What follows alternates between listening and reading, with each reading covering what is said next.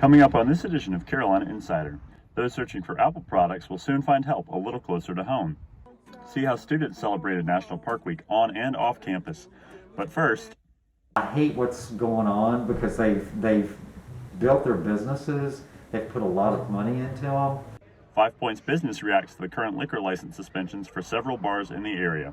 Carolina Insider starts now.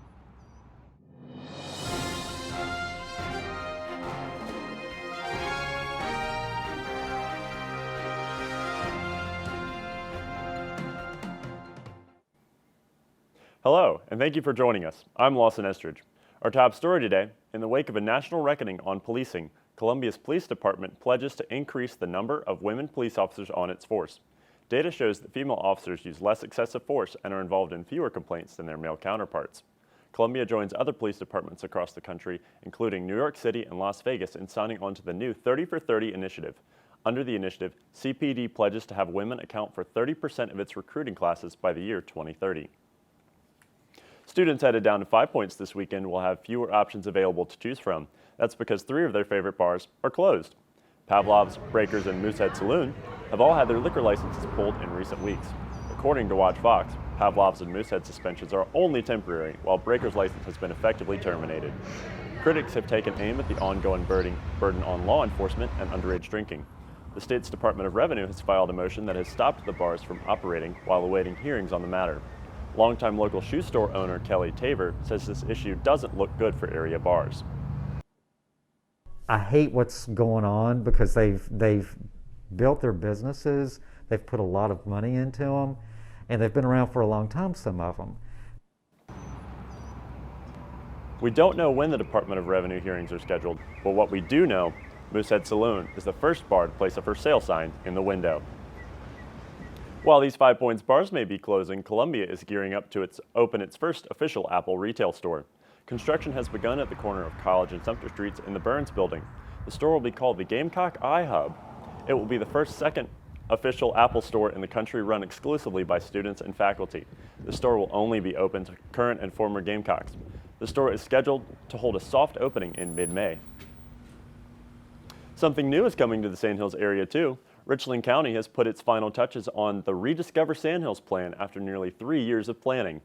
The plan calls for the development of new parks, walking trails, sports fields, business developments, and more over 800 acres in the Pontiac area. The county invited the public to review and comment on the final draft during a virtual meeting last night. If you missed it, you can still view the plan and make your voice heard until the end of the day today at www.renewpontiac.com/input. Yesterday was Earth Day, and if you're looking for ways to help the environment right here on campus, one club is helping to give back to Mother Nature. Here with all of that on today's Soda City scene is Christiana Scrobe. Christiana? Thanks, Lawson. Students on campus are finding their own ways to show the Earth a little extra love.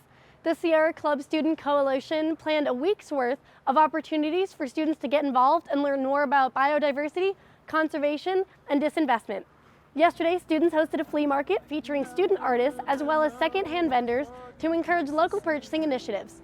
Some of the other events from earlier this week included Green on Green, a farmers market, and a sustainability student organization tour that highlighted just how many different parts of USC are working towards a more sustainable campus.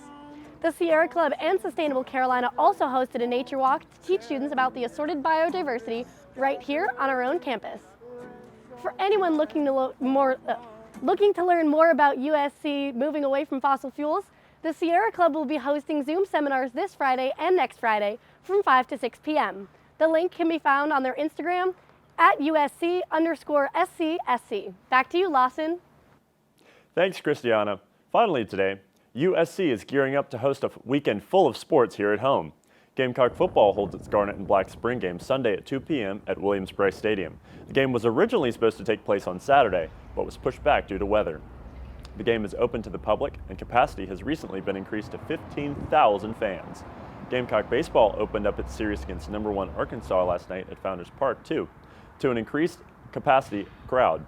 The stadium was open to just under 3,400 fans as the Gamecocks lost to the Razorbacks 6-1 in the first game of the series.